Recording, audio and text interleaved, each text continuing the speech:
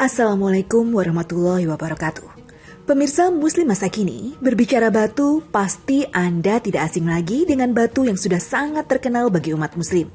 Ya, batu Hajar Aswad.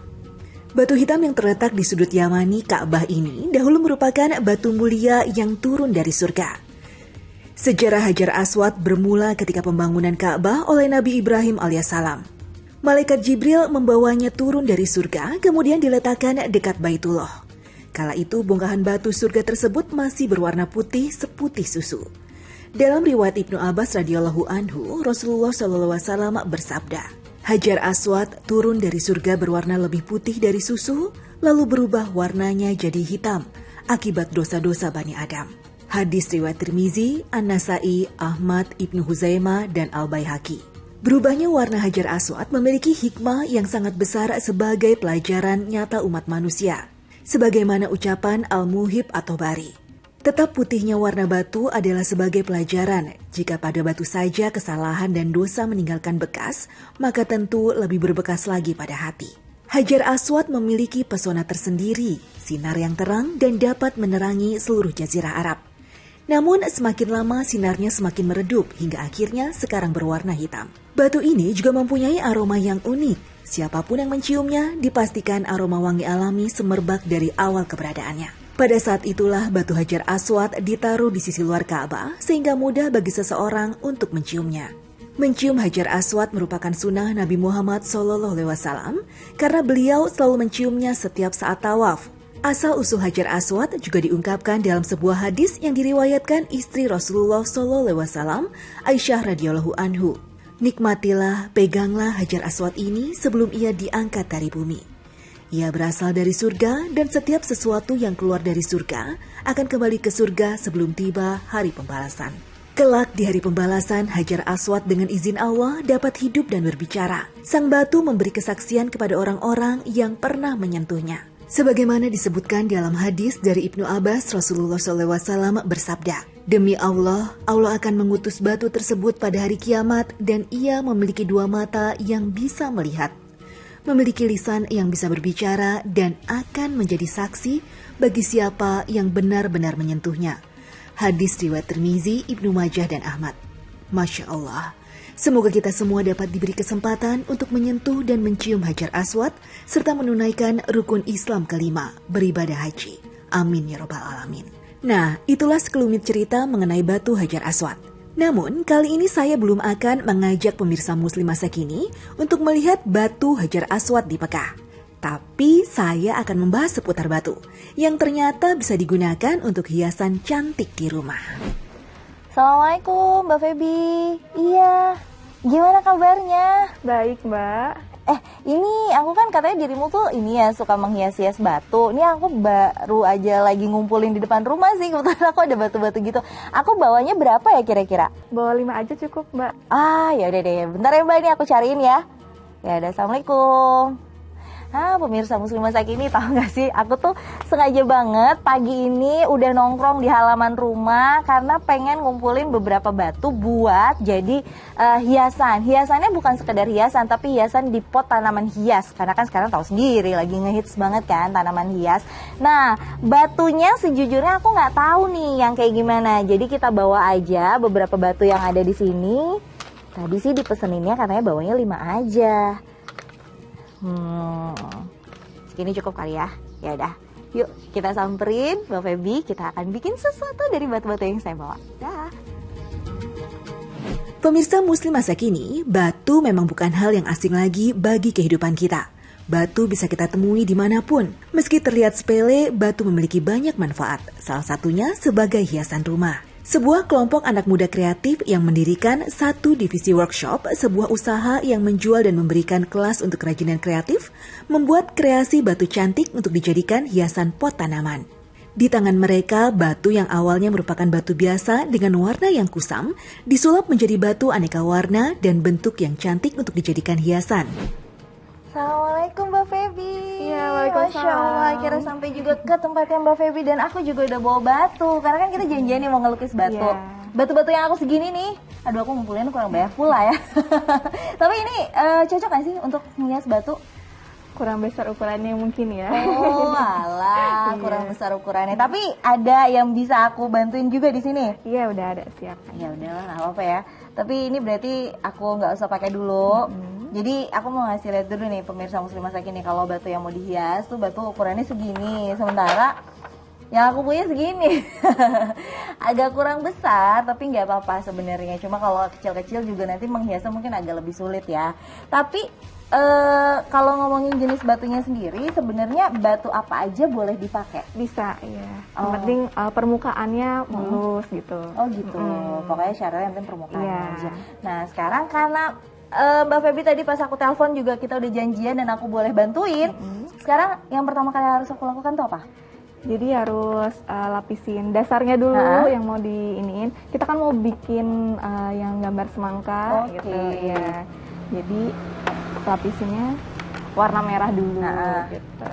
Wah, jadi nih pemirsa Muslimah Sakini, hari ini tuh kita ternyata akan bikinnya batu tapi hasil jadinya kayak gini.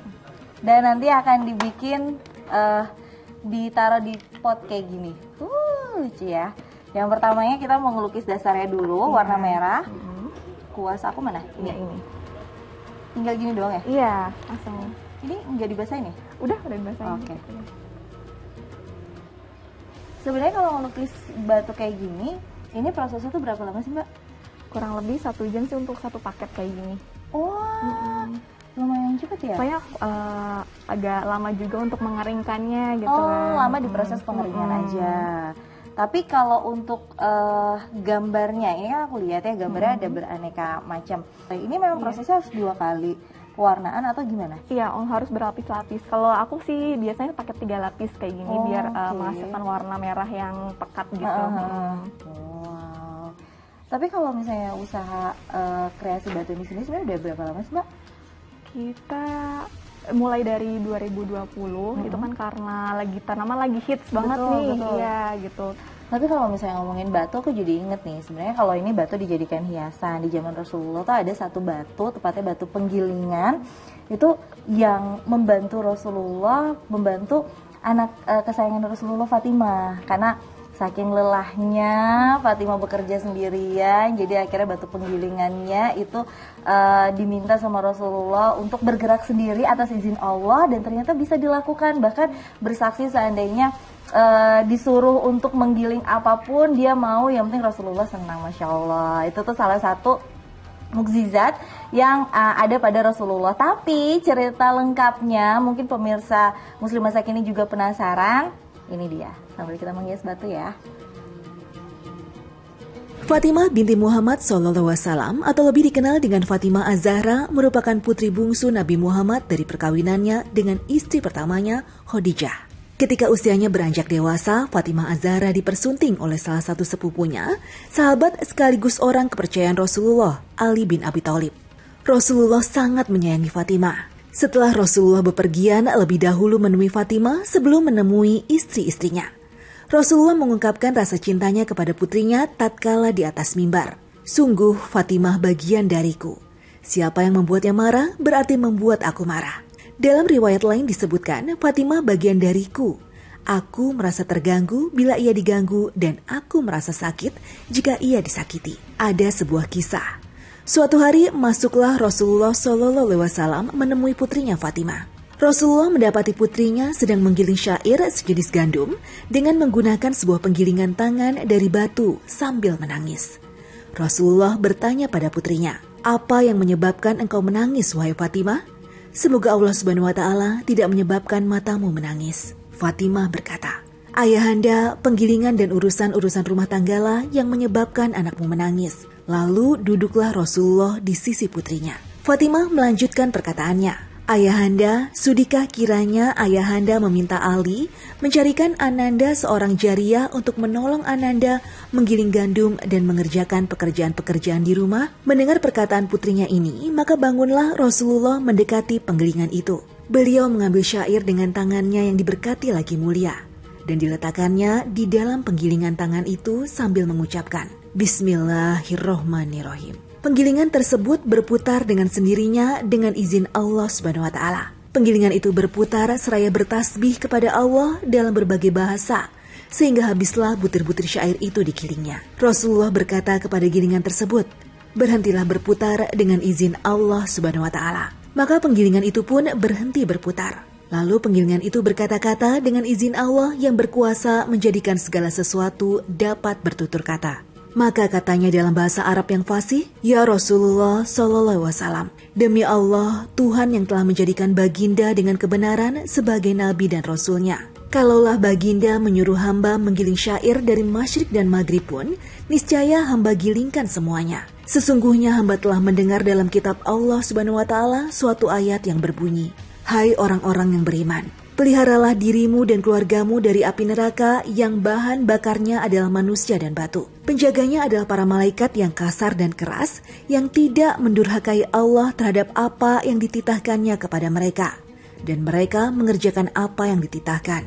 Maka hamba takut, ya Rasulullah, kelak hamba menjadi batu yang masuk ke dalam neraka.' Rasulullah kemudian bersabda kepada batu penggilingan itu, 'Bergembiralah karena engkau adalah salah satu dari batu mahligai Fatimah Az-Zahra di dalam surga.'" Nah, ini pemirsa Muslim masa kini, kalau ini kan tadi kan aku udah ngejelasin juga, ternyata ini batunya itu bisa didapat dari tempat lain, dikirim ke sini atau memang dicari. Tapi selain fungsi batu yang seperti aku bilang ini hiasan, kalau di zaman sekarang pernah nggak sih perawatan pakai batu?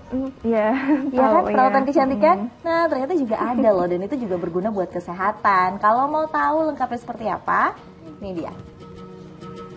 Satu lagi nih pemirsa, fungsi dari batu untuk kecantikan ataupun kesehatan. Dalam merawat diri, biasanya perempuan banyak menggunakan produk dan praktik kecantikan untuk membuat tampilan semakin menarik. Bahkan berkembangnya zaman perawatan tubuh dan wajah untuk perempuan kini menjadi tren yang banyak diikuti. Seperti perawatan dengan menggunakan media batu alam seperti batu apung. Batu ini sering digunakan oleh sebagian besar orang untuk membersihkan kulit. Caranya dengan menggosokkan batu apung ke area kulit yang kasar ataupun kusam, sampai kulit kasar tersebut mengelupas. Sementara di dunia kesehatan, pijat dengan batu panas atau hot stone massage adalah salah satu jenis terapi pijat yang sempat ngetren beberapa tahun belakangan. Batu yang digunakan bukan sembarang batu. Tempat pijat hot stone profesional biasanya menggunakan batu basal, yaitu jenis batu vulkanik yang dapat mempertahankan panas dalam jangka waktu yang lama. Teknik pijat ini tak cuma baik untuk menyingkirkan pegal, namun juga bermanfaat untuk menekan resiko terhadap penyakit kanker. Ini hasil jadi batunya aku, tapi kalau aduh ya Allah berantakan meja orang. Kalau dibandingin sama yang Mbak Febri buat agak beda ya. Saya kayak biji semangkanya kebanyakan, tapi ya nggak apa-apa. Namanya juga pertama kasih nilai dong Mbak. Kasih nilai? Dari 10, 8 lah ya. Ini kayaknya ada rasa nggak enak ya ngomongin 8. Tapi sebentar lagi saya juga bakalan kita bakalan menghias batunya, langsung kita taruh di potnya biar cantik. Ini seperti apa, karena pasti punya tips dan trik dong. Ya, makanya jangan kemana-mana, tetap di Muslim Masa Kini. Ya Allah ini berantakan Mbak, maaf ya.